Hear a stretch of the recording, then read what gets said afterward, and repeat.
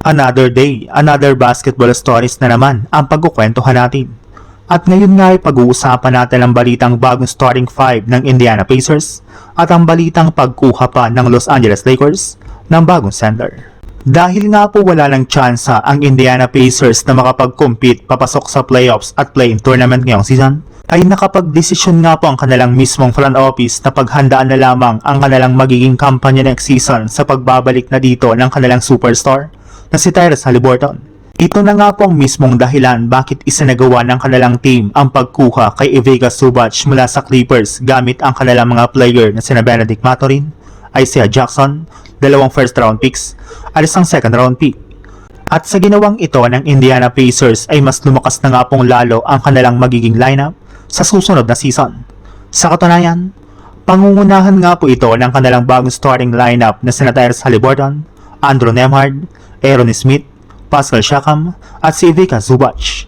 Magkakaroon na nga po sila dito ng mas solidong starting center na kakayaning suportahan si Tyrese Haliburton sa ilalim ng basket. Sa ibang balita naman, ilang araw nga po mula nang makuha ng Los Angeles Lakers si Luke Kennard mula sa Atlanta Hawks sa isang trade bago ang deadline, ay dumating na nga po ito sa wakas sa kanilang team kung saan agad na nga po itong sumama sa ginawang practice ngayon ng kanyang mga bagong teammates. At inaasahan nga po na makakapaglaro agad ito sa kanilang game bukas ng umaga laban sa Golden State Warriors. Sa ngayon nga po ay nakalista na ito bilang questionable bukas. Ngunit kung sakasakali man nga po na makapaglaro ito sa Lakers ay posible nga po na maging limitado lamang ang kanyang playing time since kakasali pa lang niya sa kanilang team at ginagamay pa lang nito ang kanilang game plan.